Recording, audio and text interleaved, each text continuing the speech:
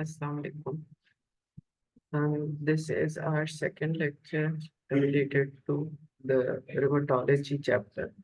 So in rheumatological diseases, we had said that these are diseases which affect the musculoskeletal system. लेकिन और हमने कहा था कि अगर we are going to ask 3 questions from patient, if we think that the patient has got a rheumatological disease, and the questions were, do you have any pain or stiffness in your body? Are you unable to dress it, undress yourself completely without any difficulty? And are you able to walk up and down the stairs without any problem? If the person says yes to any of these questions, the patient most likely has got a rheumatological disease. And if the patient has got a rheumatological disease, you ask 5 questions from them. Is the involvement articular or non-articular? Is it inflammatory or non-inflammatory? Is it acute or chronic? What is the pattern of joint involvement?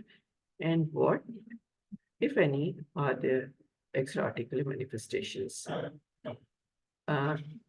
If you ask these questions carefully and in detail, you will get to a diagnosis. And we said that usually 80% of the diagnoses are reached on a good history. Uske baad, you need to do a complete physical examination and then investigations and confirm the diagnosis and manage the patient accordingly.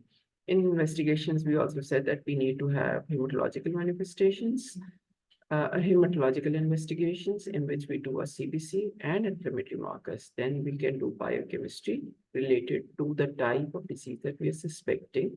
There may be immunological tips. And then there's radiology. In management, there's non-pharmacological management, pharmacological management, and the patient may need surgery. In pharmacological management, we'll have anti-inflammatory agents, which may include NSAIDs or steroids, and disease-modifying antibiotic agents, which may be conventional or biologics. In this lecture, we are going to talk specifically about rheumatoid arthritis, and these are the objectives of the lecture. Rheumatoid arthritis is a systemic autoimmune disease which is characterized by inflammatory symmetrical polyarthritis, which affects the peripheral joints, specifically the small joints of hands and feet. If it is untreated, chronic inflammation can lead to joint erosions, joint destructions, and deformities. It has got systemic as well as extra-articular manifestations, and it has got a relapsing remitting course. In rheumatoid arthritis, basically it is an inflammatory synovitis. So this is a normal joint, and this is a joint affected by rheumatoid arthritis. The red area represents inflammation of the synovium, and when the synovium is inflamed, it hypertrophies and it eats into the underlying tissues, and it eats into the bone, and it eats into the articular cartilage. It may even eat into the surrounding tendons. These are the things which lead to inflammation, and if it's untreated, as we said, it can lead to deforming arthritis. जो चीज है we need to remember about rheumatoid arthritis is that it is an autoimmune disease characterized by inflamed synovium, symmetrical involvement, morning stiffness lasting for more than half an hour, and there are extra-articular manifestations. And an extra-articular manifestation is any system of the body can be involved, extending from the eye to the heart, to the lungs, to the kidneys, to the gut, to the bones, to the nervous system and the skin. It affects around 1% of the population, and females are affected in a ratio of 3:1 more as compared to males. And it is basically a disease of young to middle-aged people, so third to fifth decade में ज्यादा आमतौर पे आप patient देखने को मिलते हैं. The features which are involved in the pathogenesis of this disease include genetics. So there is a familial component to this disease. If there is a positive family history, there is likelihood that the patient can have rheumatoid arthritis. And family history not only in the first generation, but epigenetic features like in the previous generations, in the mother's pregnancy, any features which were there, and environmental factors. There are some infections which are associated with development of rheumatoid arthritis, like chikungunya, or there are some other features which have been suspected to have a role in the development of arthritis, like some viral infections. So some environmental factors also can lead to development of rheumatoid arthritis. Rheumatoid arthritis is more common in people who have got HLA-DR4, and DR1 is seen more in Indians and Israelis, and TW15, HLA-TW15 is seen more in Japanese. Smoking is associated with rheumatoid arthritis. We said that rheumatoid arthritis basically is a synovitis. So synovial membrane jahan hogi, wahan inflammation hogi. And it starts with infiltration of the synovial membrane with lymphocytes, plasma cells, dendritic cells, and macrophages. And lymphocyte CD4 T lymphocytes play a central role by interacting with other cells in the synovium. They are the helper T cells. So there is intracellular signaling and proliferation of the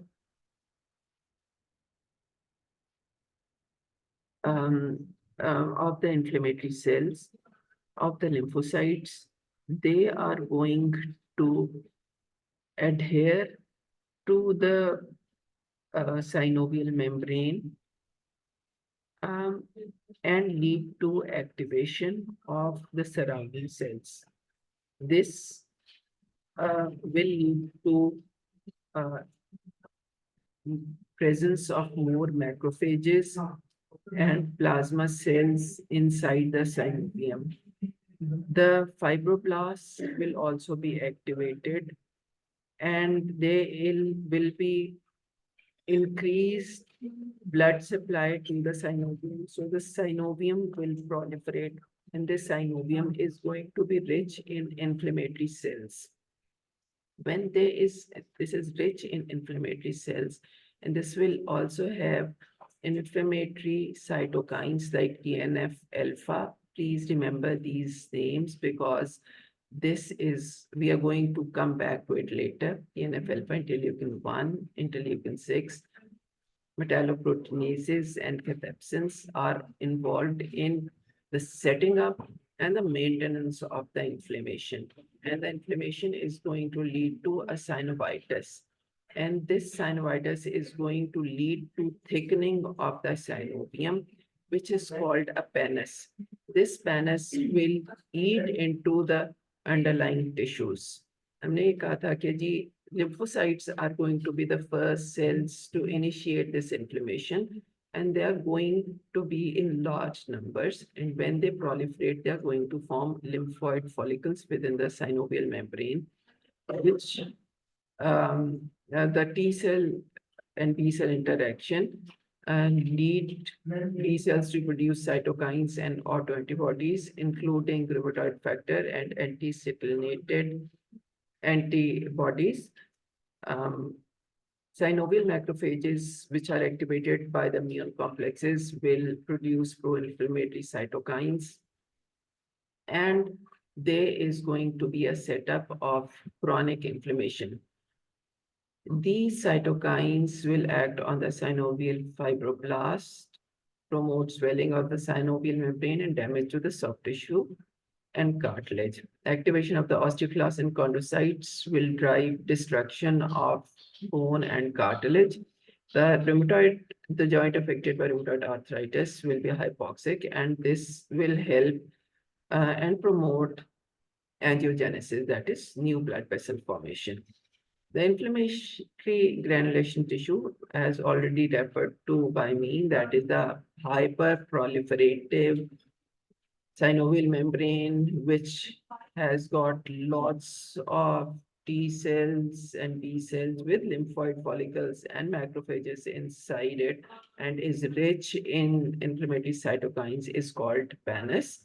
It spreads over and under the articular cartilage and eats into it, but it is eroded and destroyed. When we know that inflammation is a cardinal feature of rheumatoid arthritis, और inflammation के बाद में क्या होता है fibrosis, और initial fibrous होता है और बाद में उसके अंदर calcification भी हो जाती है. And when fibrosis occurs across joint spaces, that is called ankylosis, यानी hardening and joining up of the joints. So fibrous and bony ankylosis can occur.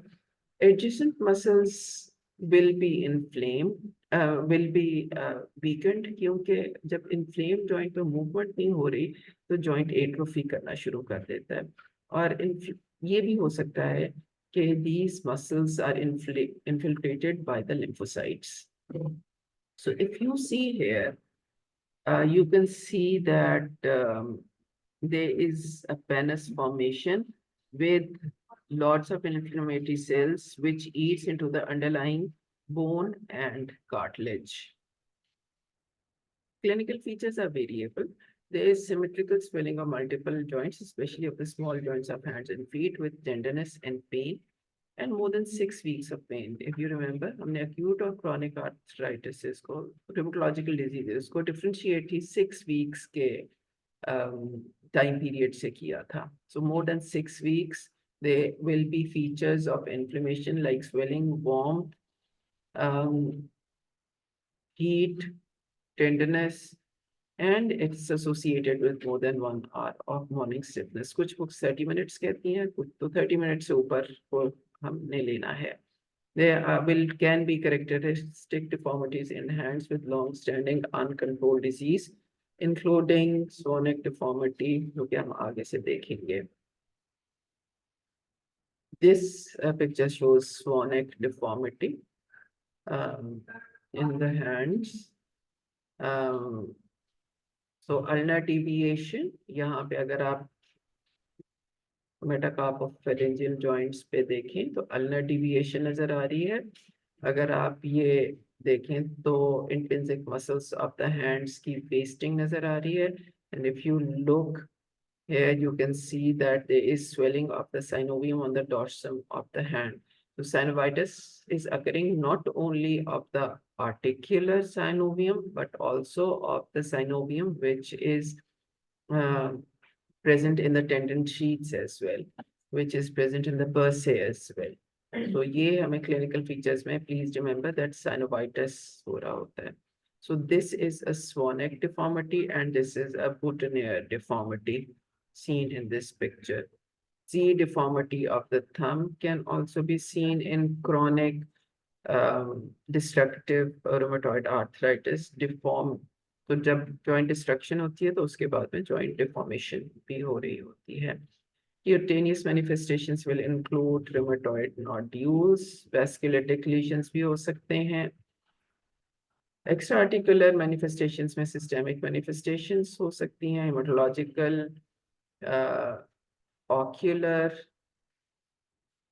related to vessels, related to the heart, related to lungs, and the nervous system, including the central nervous system and the peripheral nervous system.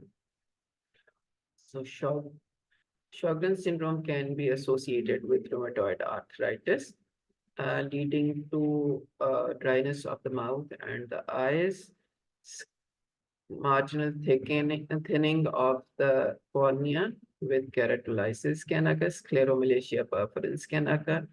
Pulmonary manifestations can include nodules in the lungs, pleural effusions, fibrosing alveolitis, bronchiolitis, and Kaplan syndrome.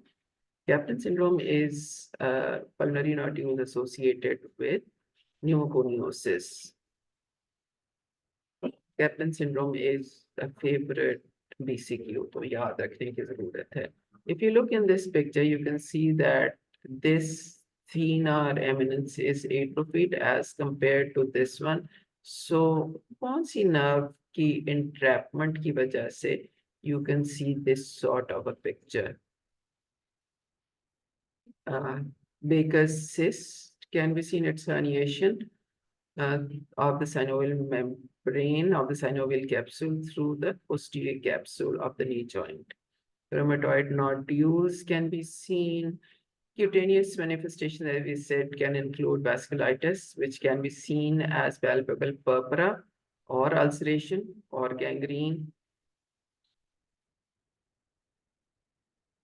So when you ask for investigations for a patient with rheumatoid arthritis, these investigations can include the hematological investigations, जिसके अंदर CBC, complete blood counts कराएंगे. You can see anemia in that because of this is a chronic disease, and anemia of chronic disease can be seen in it. Then also there would be thrombocytosis. Increased platelet count, thrombocytosis is a feature of inflammation. Then ESR and CRP, which are inflammatory markers, can be raised. When you go for specific immunological testing, RA factor, ANA can be seen. RA factor is quite sensitive for rheumatoid arthritis, but not very specific. Anti-CCP, anti-cyclic cyclinated peptide antibody is very specific, but not that sensitive for rheumatoid arthritis. Then we can have synovial fluid analysis if we suspect that there is a single joint inflammation, जिसमें because in our way we give patients disease modifying anti-rheumatic agents which reduce immunological strength of the patient, and there is a possibility of septic arthritis occurring. Septic arthritis अगर suspect कर रहे हैं तो फिर synovial fluid analysis कराते हैं. In radiology में X-rays के अंदर you can see specific features. So earlier changes in X-rays will include soft tissue swelling, joint space narrowing, and periarticular osteopenia. Later, periarticular erosions will be seen, especially in metacarpophalangeal, proximal interphalangeal, and metatarsophalangeal joints and the wrist. This reflects cartilage and bone destruction secondary to pannus. MRI and musculoskeletal ultrasound are more sensitive for detecting erosive disease, joint effusion, synovitis early on in the disease. So you can see that there is a reduction of joint space, periarticular erosion, periarticular osteopenia in these joints. You can see the erosion here, and the arrows are showing the erosions. The arrows are showing the erosions in the joints of the feet. In our first presentation, we said that rheumatological disease diagnosis is usually a clinical diagnosis. So it is sometimes there's so many features that it is difficult to label a specific diagnosis. So diagnostic criteria have been developed in order to help us against this confusion. So the diagnostic criteria for rheumatoid arthritis include morning stiffness for more than 1 hour, arthritis of 3 or more joint areas, for example, proximal interphalangeal, metacarpophalangeal, wrist, elbow, knee, ankle, and metatarsophalangeal joints, arthritis of hand joints, symmetrical arthritis, presence of rheumatoid nodules, presence of rheumatoid factor, and radiographic changes like erosions and unequivocal periarticular osteopenia. एक चीज आप लोगों ने notice की होगी in the pictures I showed you before and in the diagnostic criteria also, हमने distal interphalangeal joints की बात नहीं की। तो ये याद रखना है कि distal interphalangeal joints are not involved in rheumatoid arthritis. तो ये कितने criteria? These are 7 criteria.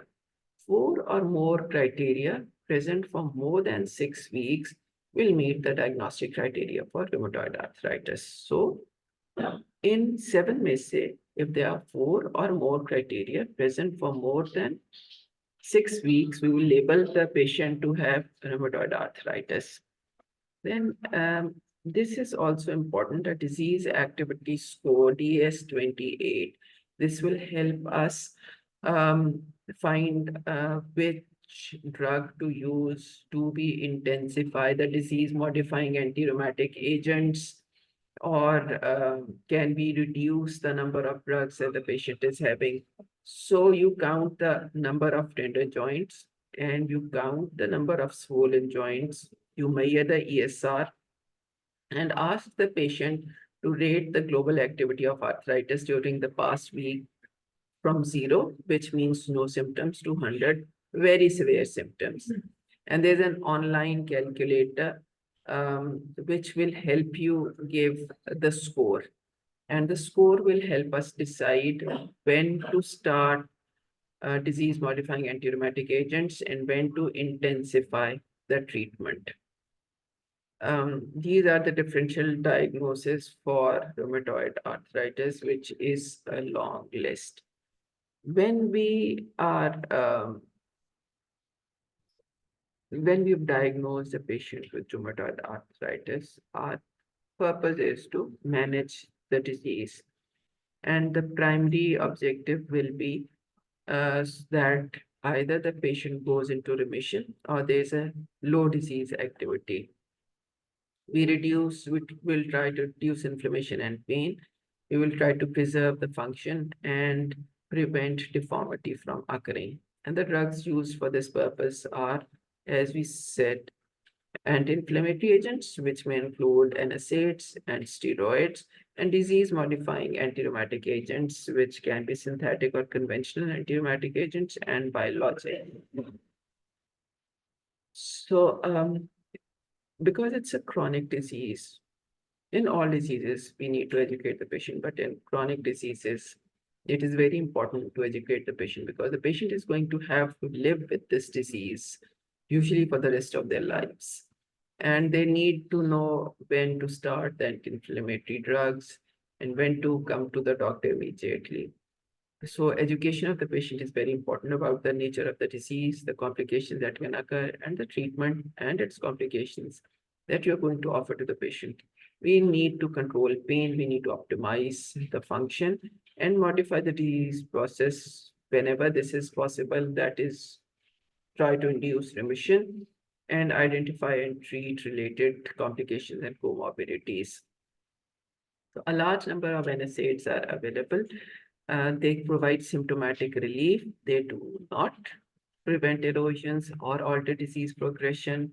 They're not appropriate for monotherapy. When we diagnose a patient with rheumatoid arthritis, we usually start with NSAIDs and along with disease-modifying anti-rheumatic agents, because disease-modifying anti-rheumatic agents are going to prevent the disease activity.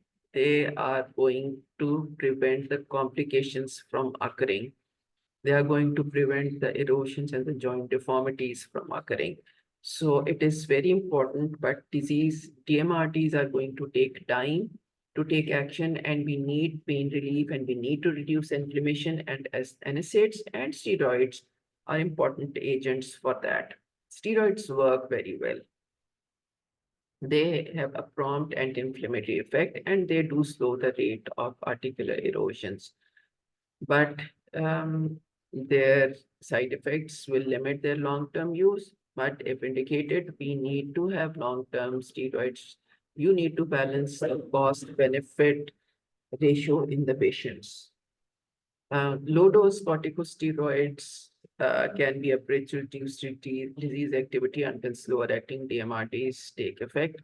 an adjunctive therapy for active disease that persists despite treatment with DMRDs, and the 10 milligrams of prednisolone equivalent per day is appropriate for articular disease.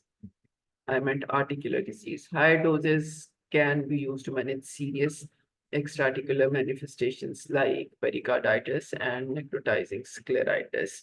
Intraarticular steroids may be helpful if one or two joints are the chief source of the symptoms.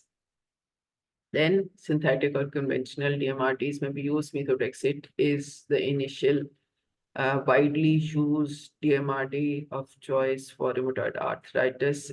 Its effect occurs after 2 to 7 weeks, and the usual initial starting dose is 7.5 milligram weekly. It has got side effects of gastritis, stomatitis, cytopenias, bone marrow suppression, and hepatotoxicity. Daily folate or weekly leucovorin will help us lessen the severity of the side effects. The other DMRTs which can be used are sulfasalazine, hydroxychloroquine. Hydroxychloroquine helps with arthritis only, not with other systemic extraarticular features. Leflunomide, penicillamine, cyclosporin can be used. Gold is not used nowadays. Then we have got biologic DMRDs. If you remember during the slide with which was related to the pathogenesis, pathophysiology of rheumatoid arthritis, I asked you to keep in mind the cytokines involved in starting and maintaining the inflammation. And those cytokines included anti-TNF, included tumor necrosis factor alpha. So, agar we have got some agents which can work against that factor, like etanercept, infliximab, adalimumab, we can use that to stop the disease activity. Also, you can see in this list anti-interleukin 1 and anti-interleukin 6 agents. If the conventional disease modifying antibiotic agents are not very effective in reducing the disease activity and getting the patient into remission, we are going to go on for biologics. And anti-TNF alpha inhibitors, anti-interleukin 1, anti-interleukin 6, then anti-B cell rituximab is very effective. Inhibitors of T cell activation like abatacept can be effective. So it depends which patient can be prescribed which medication. So depending on the disease duration and the disease activity and the prognosis, we will decide when to start and which disease modifying anti-rheumatic agent to give. So we will be answering the questions in the lecture. Thank you.